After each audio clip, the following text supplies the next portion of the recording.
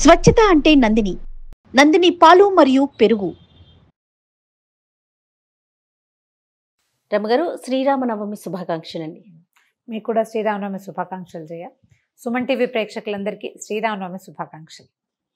నవమి యొక్క విశిష్టత, నవమి విశిష్టత అందరికీ తెలుసు. ఆ రోజు మనం ఏం చేస్తాము, ఎలా ఉండాలి, ఏంటి, మీరే చాలాసార్లు మన ఇద్దరం మాట్లాడుకోవడం జరిగింది కదా. నాకు శ్రీరాముడి యొక్క గొప్పతనం రమగారు ఇంకొకసారి వినాలనిపిస్తోంది. రామో విగ్రహవాన్ ధర్మ, సనాతన ధర్మానికి ఆయువు పట్టు రామాయణం. అవును. ఆ రామాయణ కథానాయకుడు రాముడు. భగవంతుడు దశావతారాల్లో మానవ పరిణామ క్రమం చూపిస్తూ కనపడుతుంది మనకి. వామనావతారం తర్వాత ముందు అవతారం ఏం వేశారు? మత్స్యావతారం. మత్స్యము, కూర్మము, వరాహము అయిన తర్వాత వామనావతారం కనపడుతుంది. వరాహం నరసింహావతారం, నరసింహుడు సగం మనిషి సగం మృగం. తర్వాత వామనావతారం, బాలుడు మానవ రూపం చిన్న బాలుడుగా. తర్వాత పరశురామావతారం కనిపిస్తుంది. పరశురామావతారంలో ఏంటంటే భగవద్ లక్షణాలు భగవద్ అంశమాత్రంగా ఉన్నప్పటికీ ఒక తీవ్రమైన ప్రవృత్తి కనిపిస్తుంది. తర్వాత వచ్చిన రామావతారం పూర్తిగా మానవుడు అనేవాడు ఎలా ఉండాలి, పరిపూర్ణ మానవుడు. విష్ణువులోని సగం అంశతోటి జన్మించాడట ఆయన శ్రీరాముడు. రామాయణంలోనే స్పష్టంగా చెప్తారు. విష్ణువులోని సగం అంశ. పాయసం ఇచ్చారు, పుత్రకామేష్టి యాగం చేయబడింది. పుత్రకామేష్టి యాగంలో యజ్ఞపురుషుడు ఒక పాయస పాత్ర పట్టుకొస్తే సగం పాయసాన్ని కౌసల్యకి ఇచ్చారు. మిగిలిన సగం మిగతా ఇద్దరు మిగిలిన సగాన్ని పంచారు.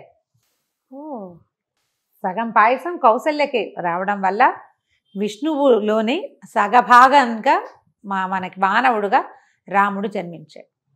కళ్యాణ గుణాలు కలిగినవాడు. పైగా ఏమిటంటే ఇలా ఒక ప్రత్యేకమైన లక్షణాలు ఉన్నవాడు. ప్రతిదీ ప్రత్యేకమే కదా. వీరత్వము, ధీరత్వము, శూరత్వము ఉండి దాంతోపాటు కరుణా సముద్రుడిగా కూడా కనపడతాడు రాముడు. మామూలుగా వీర ధీర శూరులు అంటే ఏమిటి? వాడు కత్తే తిప్పుతాడు, అవునవును, బాణమే వేస్తాడు. వాడి మనసులో మృదుత్వమో మెత్తదనమో ఉండే అవకాశమే లేదు.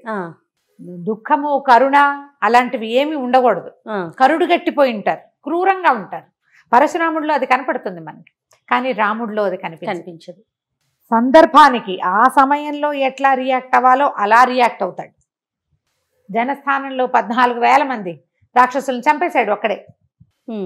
ఆ తర్వాత భార్య కనిపించకుండా పోతే పామరుడిలాగా దుఃఖించాడు. ఇంతమందిని చంపగలిగిన వాడు పోతే పోయిందని అనుకోలా. సహజంగా మనం ఎట్లా చూస్తాం, అవును, ఒకడు ఒక హత్యలు చేసిన వాళ్ళు కరుడు కట్టిపోయిన పద్ధతిగా ఉంటారు, కఠిన మనస్కులై ఉంటారని భావిస్తాం. సహజంగా అట్లా జరుగుతుంది. కానీ ఈయన అలాంటి వాడు కాదు. ఈయన అట్లా అనడానికి వీలు లేదు. ఆయన లాంటి ప్రభువు లేడు, అన్న లేడు, తండ్రి లేడు, భర్త లేడు, కుమారుడు లేడు. ఆయన లాంటి దైవం శిష్యుడు లేడు. ఆయన లాంటి శిష్యుడు కూడా లేడు. అవును. రమగారు, కళ్యాణ రాముడు అంటే ఏంటండి? కళ్యాణ రాముడు నీ వివాహంలో పెళ్లి కొడుకుగా తయారైన రాముడు. అంతే. ఈ కళ్యాణ గుణాలంటే మనకి రామాయణం మొట్టమొదట మొదలుపెట్టినప్పుడు వాల్మీకి ఒక ప్రశ్న వచ్చిందట. నారద మహామునిని అడిగాడు ఆయన, ఎవరు ఇలాంటి అత్యద్భుతమైన గుణాలు కలిగి ఉన్నవాడు ఎవడైనా ఉన్నాడా లోకంలో? గుణవాన్ కశ్చ వీర్యవాన్, కోన్వస్మిన్ సాంప్రతం లోకే గుణవాన్ కశ్చ వీర్యవాన్, ఇలా మొదలవుతాయి శ్లోకాలు. 16 కళ్యాణ గుణాలు చెప్తాడు. ఈ గుణాలు కలిగిన వాడు ఎవరైనా ఉన్నారంటే ఈ కాలంలోనే ఉన్నాడు. అయోధ్య నగరాన్నేలే దాశరథే ఇలాంటి గుణాలు కలిగిన వాడు. ఇతను ఇట్లా జన్మించాడు, భగవంతుని అవతారము. విష్ణువులోని అర్ధభాగంతో జన్మించిన వాడు. మానవులకి ఇలాంటి ఒక లక్షణాన్ని చూపించటం కోసం మర్యాద పురుషోత్తముడు అంటారు రాముడు. మానవ మర్యాద, మనిషి అన్నవాడు ఎలా ఉండాలో అలా ఉండి చూపించాడు. ఆ చూపించిన రాముడు ఎప్పటికీ మనకి ఆదర్శప్రాయుడే. భార్యాభర్తలు అన్యోన్యానికి సీతారాములనే చెప్పుకుంటాం. ఇంకో జంట పేరు రాదు చూడు. అవునండి. కానీ మనకి కథాంశంలో చివరికి ఏం కనపడుతుంది? ఆమెను పంపించేశాడని, ఆమె వెళ్ళిపోయిందని రెండు వింటాం. అవును.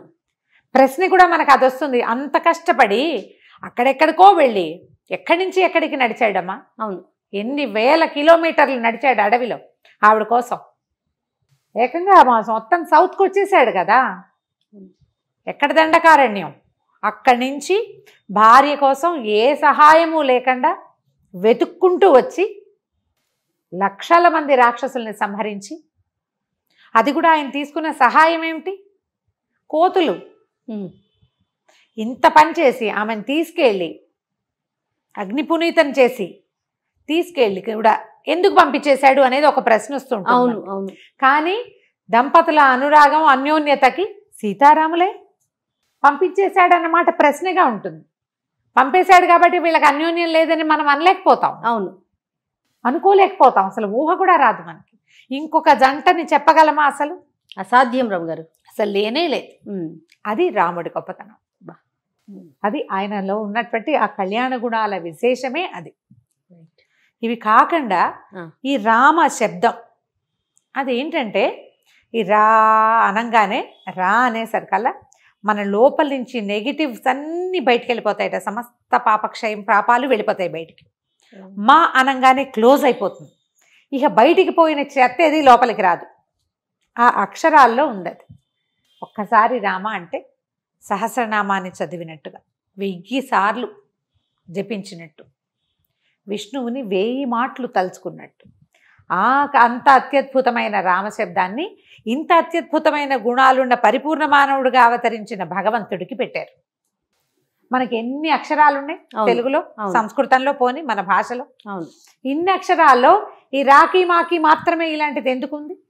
ఆ ఉన్న అత్యద్భుతమైన విషయాన్ని ఈ ప్రభువుకి ఇచ్చి దాన్ని భూలోకవాసులకి అప్పచెప్పారు. మనకి ఋషులు మునులు ఎలాంటి వాళ్ళు జయ, ఎంత విజనరీ పీపుల్. ప్రపంచాన్ని ముందుకి చూడగలరు. మనం ఏం చూస్తాం? 10 ఏళ్ళకి ప్లాన్ చేసుకుంటాం అంతే. అది ఒక 2వ రోజునే ప్లాన్ పాడైపోయే అవకాశం ఉంది. ముందు నాటికి ఏం జరగబోతోందో మనం ఏనాడు ఊహించలేం. ఏదో వేగ్గా ఒకటి వస్తుంది. ప్రపంచం మొత్తం ఏం జరగబోతుందో మనకి 1000 సంవత్సరాల నాటి ఋషులే చూసి ముందుగానే చెప్పారు మనకి. ముందుగానే ఇది పెట్టుకోండి, నామజపం చేయండి, ఈ యుగంలో ఇది చేయాలి, ఈ యుగంలో ఇది చేయాలి, ఈ యుగంలో ఇది చేయాలి, ఈ కలియుగంలో నామ సంకీర్తనం చేయాలని చెప్పారు. నువ్వు ఆ మాట అనుకుంటూ ఉండు. నీలో ఉన్న నెగిటివ్ ఎనర్జీ బయటికి పోతుంది. నెగిటివ్ ఫోర్సెస్ నిన్ను అంటే తప్పు వైపుకి నెట్టేసేవన్నీ తగ్గిపోతాయి. అంతే. వాటిని మళ్ళీ లోపలికి రానివని అక్షరం కూడా దాని వెనకాలే ఉంది. అది చేసుకో. ఇది ఎంత ఆలోచించి చేసుంటారు. మనం ప్రశ్నిస్తాం, ప్రశ్నే మనకి వస్తుంది. కలియుగంలో ఏంటంటే ప్రశ్నించటమే కలియుగ లక్షణం. మనకు ఈ కథల్లో మొట్టమొదటి చెప్పుకునే పరీక్షిత్తు కథ. ఆయన ప్రశ్నించాడు, సమాధానం రాలేదు. నేను నిన్ను అడిగాను, చెప్పలేదు, ఈమెకి ఇష్టం లేదనుకుని పోవాలి అంతే. నేను నిన్ను తన్నటమో కొట్టటమో చేస్తే కదా అంతే, పర్యవసానం చూడాల్సిందే. పరీక్షిత్ ఏం చేశాడు? శమీక మహర్షిని అడిగాడు. ఆయన సమాధానం చెప్పలే. ఆయన ధ్యానంలో ఉన్నాడు. అక్కడ ఉన్న ఒక చచ్చిన పాముని తీసి ఆయన మెడలో వేశాడు. సమాధానం చెప్పకపోయినా మనం తీవ్రంగా రియాక్ట్ అవుతాం. కలియుగ లక్షణం. మరి ఆ చేసిన తప్పుని పోగొట్టుకోవటం కోసం కొన్ని రోజుల పాటు మా భాగవతాన్ని విని ఆయన ఈ తప్పు నుంచి బయటపడ్డాడు. అన్ని పురాణాలు శాస్త్రాలు అన్నీ విన్నాడు. భగవన్నామ సంకీర్తన విని ఎన్నో కథలు, భాగవతం చెప్పించుకోవాలి. మామూలుగా అన్ని కథలు చెప్పించుకున్నాడు. ఎన్నో శాస్త్రాలు విని అయినా కూడా మరణాన్ని తప్పించుకోలేకపోయాడు. కలియుగ లక్షణం అది. కలియుగంలో ఇలాంటి లక్షణం ఉంటుంది కాబట్టి మనకి రామనామాన్ని అందించారు. అది తెలుసుకోండి. సులువు అంతే, పెద్ద కష్టపడక్కర్లేదు కదా.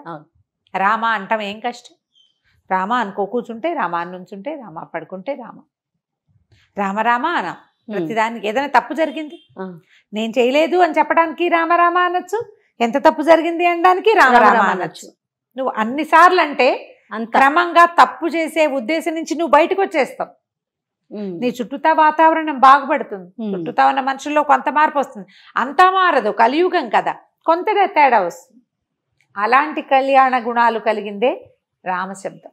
ఆ రాముడిని ఈ రోజున కొలుచుకుంటాం, ఆయనకి కళ్యాణం చేసుకుంటాం. భద్రాచలం మనకు శ్రీరామ నవమి అనగానే భద్రాచలమే గుర్తుకొస్తుంది. మనకి క్యాలెండర్స్ లో భద్రాచల శ్రీరామ కళ్యాణం అని రాసేవారు. ఇప్పుడు క్యాలెండర్లు ఈ మధ్య చూడటం లేదు. వెంకటరామ వాళ్ళ దాంట్లో ఉండేది. ఎందుకంటే ఇది కంచర్ల గోపన్ గారు, రామదాస్ గారు మొదలుపెట్టిన ప్రక్రియ కదా. మామూలుగా ఈ పుట్టినరోజు నాడు వివాహాలు చేయటం అనేది లేదు. అవును, మనకి ఏ జయంతి నాడు హనుమ జయంతి, శ్రీకృష్ణ జయంతి ఎన్ని వస్తాయి. అవును. వినాయక చవితి. వివాహాలు చేయంగా మనం, చెయ్యము. జన్మతిథి నాడు వివాహం చేయటం అనేది ఎక్కడా లేదు, ఏ దేవుడికి జరగదు. మనకు కూడా వివాహాది తిథులు నిర్ణయించేటప్పుడు జన్మతిథిలో చేయరు అనుకుంటున్నాను జయ, నేను చెయ్యరు. ఓకే.